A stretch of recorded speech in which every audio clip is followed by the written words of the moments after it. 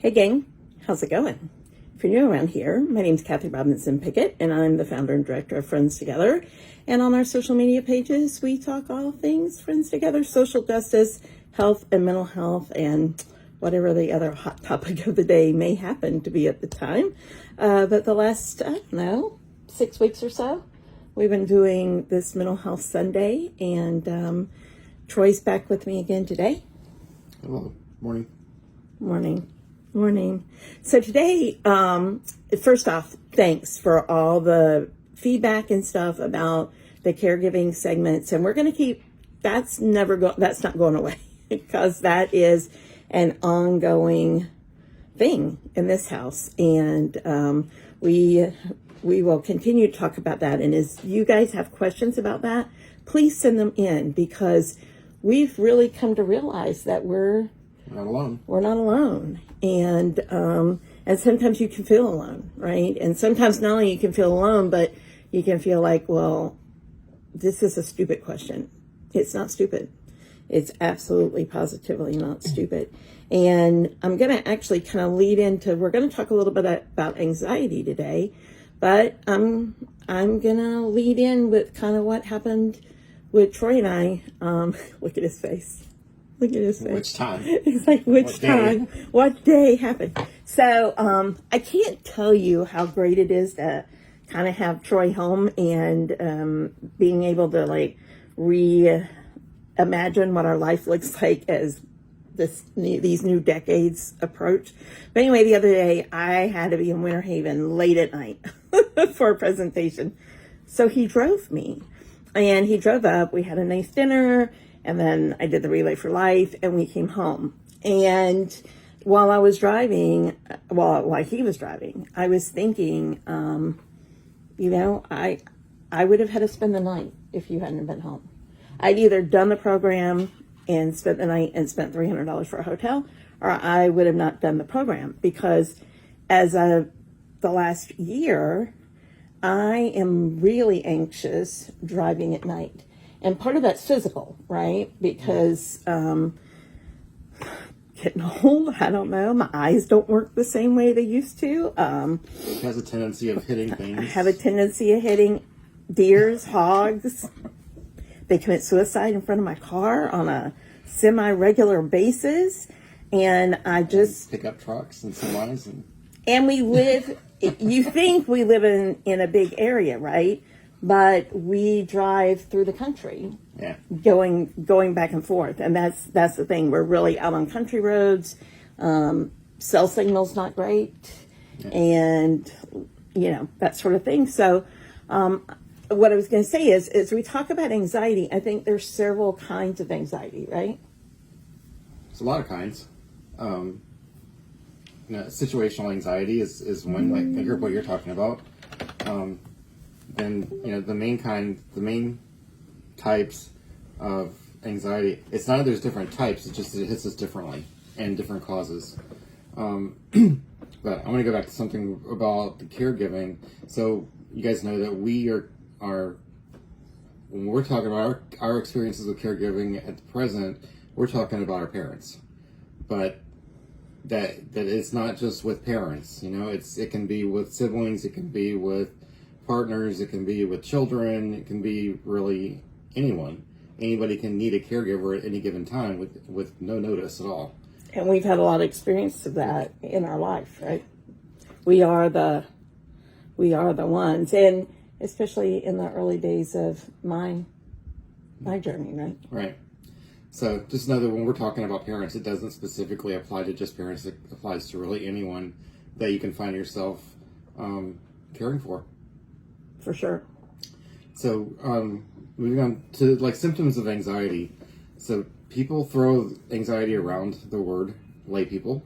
And I just wanted to give some definition to it. So anxiety, so symptoms of anxiety can be widespread. They can be physical. They can be mental. So the mental part, so you can have trouble concentrating or making decisions, trouble focusing, feeling irritable, tense, restless, some of the physical things, you can actually get sick to your stomach. You can feel nauseous, feel like your stomach's rumbling, heart palpitations. You can feel like you're having a heart attack, Claustrophobia. right? Yeah.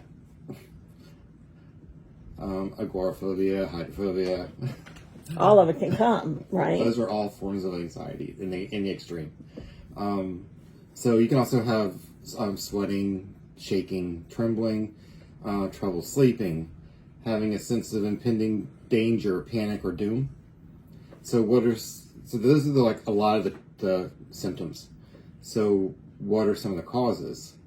So we all experience things in our lives every day that can cause anxiety, just different levels.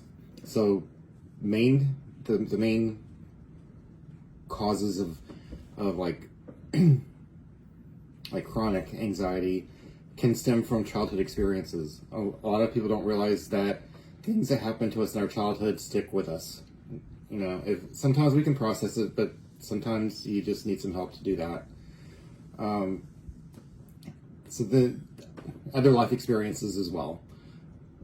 And then we have triggers, after we've gone through something that has started to cause us anxiety or anything else like depression or anything.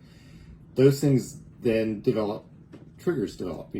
So some triggers for anxiety can be physical or emotional abuse, neglect, losing a parent, or really losing anyone that's close to you, being bullied, either as a child or even as an adult. Some adults are bullied, socially excluded, experiencing racism or any other type of discrimination. So those are a lot of the most common ones.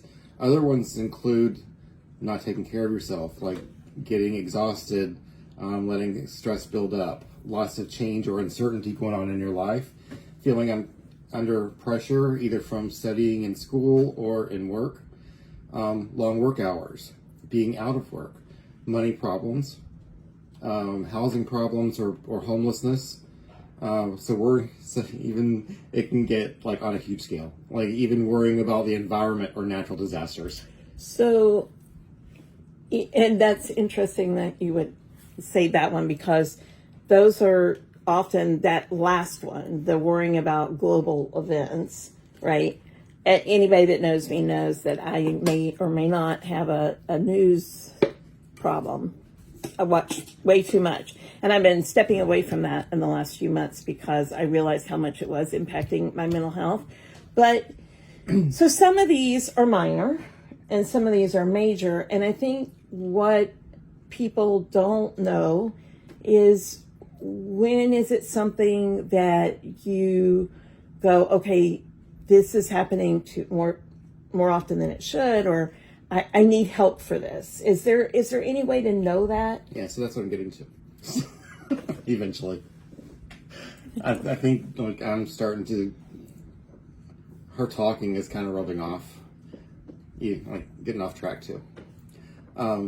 So the last trigger that I want to just bring up is losing someone close to you, which it can also be like a bereavement thing. Anxiety can be part of that. Another one of the last ones that I'll talk about is living with a serious ongoing or life-threatening physical health condition can trigger anxiety. And also people with other mental health problems such as depression. When you get depressed, things just fly. So what are some of the things that can help? That's where you can take care of yourself. You can try to eat a little healthier, exercise regularly, and we're ones to talk. Limit your exposure to known triggers. So when possible, it's not always possible to avoid everything that's going to stress you, but there are some things that you can recognize and just avoid. Make sure you get enough rest. Again, easier said than done, but it does help. Do something for yourself every day. Just turn your brain off. Mindfulness. Everybody says mindfulness. What the hell is it?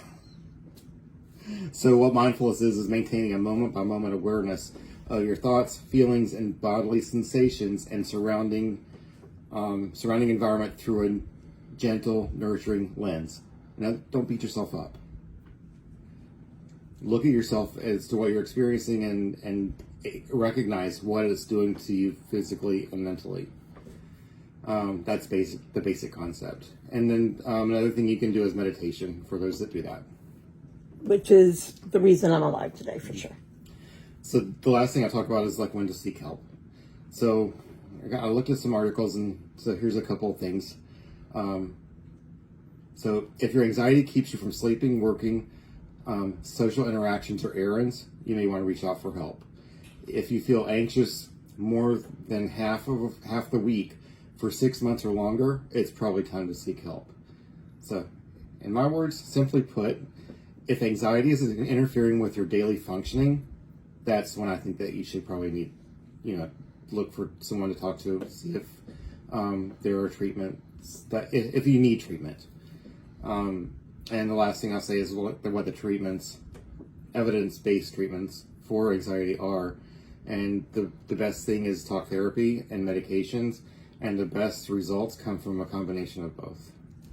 So, as somebody who has worked through lots of anxiety in my life, but also worked with lots of students with anxiety, one of the things that I tell my students, because kids come to me, well, not just kids now that I have adult students, adults too, and I'm just one of those people open up to, right? And tell things they've never told anybody else sometimes. And what I see in folks that are experiencing situational anxiety, stuff that's going on right now, or quitting smoking, or the pile up of school and that kind of stuff, is oftentimes that anxiety is caused by worrying about something that's already happened that can't be changed, right? Or stressing like crazy about something that may or may not happen 3 months from now, 3 weeks from now, even 3 days from now. We may not be here, right?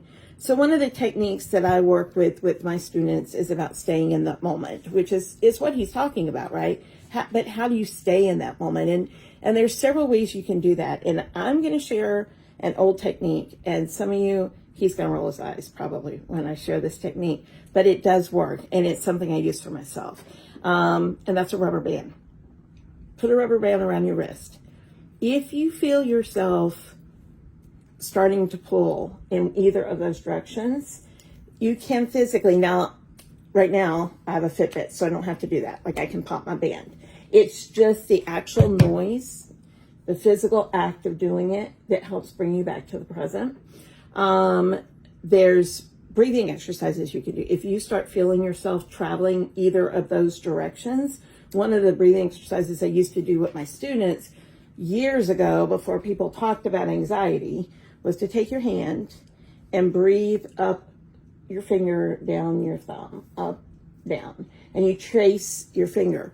And that's a breathing exercise that nurses used to do with vets when they would come home. Again, just a way to pull your mental thought right back to that moment, right? So there's all kinds of little tricks you find. It's going to be different for everybody, right? Some people keep a medallion in their pocket, or maybe a river rock, or a chip if you're in a recovery program. He is laughing at me. You just reminded me of a scene in this movie, and I can't think of it. It's our favorite. Sword of Lives, when she's popping the rubber band. That's yes. It. Yes. The Sword of Lives movie. This is the funniest thing I've ever seen.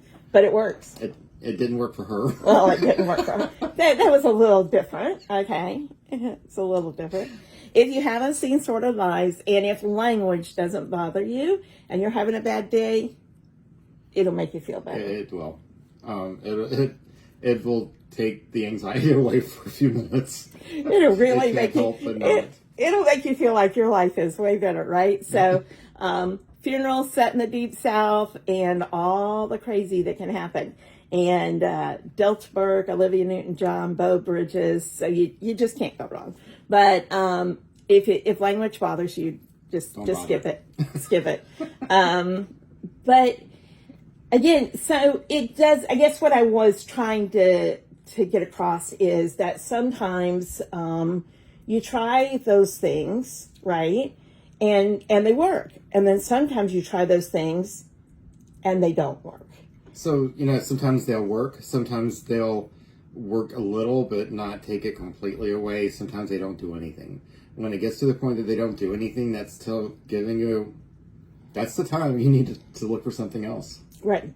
So, things change, right? Things evolve. And those of us that have done the work, I've done a lot of work, well, I will find myself in a situation that anxiety will overcome me for a short period of time. I've never been somebody who has extended periods of anxiety, but I do have triggers. And that is the one thing I will say for you, for those of you, because I know so many of you that watch my stuff are people that have, traumas in your life that bring back those points, whether they're dates or specific events. And you can map those things out all you want, but something can always happen and you're not prepared for that. And Troy experienced that with me the other day. He went an entire day with me with my brain on fire for something so minute if you were in the outside world, right? And yet my brain was on fire for a good 12 hours. And so just be kind to yourself. Be kind to yourself. That's the bottom line. Self-care is never selfish. You cannot take care of anybody else if you don't take care of yourself. And, when it doesn't have to be things that you spend a lot of money for. You can take a bubble bath. You can go for a walk. You can read a book. You can take yourself for a cup of coffee. Get yourself out of the house. Get yourself out of wherever is flipping that switch for you. Oftentimes, in recovery programs, there's a saying, and I may get this wrong because I'm not in a recovery program, but I hear people use it all the time in my classes, and it's true. Move a muscle, move a thought. And it absolutely does work when you're dealing with anxiety. Move a muscle, you'll move your thoughts. And so thanks for being here on Sunday again. Mm-hmm. Yep. Send your ideas. We're open. So one more thing, those of us in healthcare, if you don't, you have to take care of yourself before you can take care of anyone else, like Kathy said. And when you forget to do that, you leave yourself open for bad things to happen. That's just a reality. So take care of yourself. Good luck, guys. Be the boss of your brain.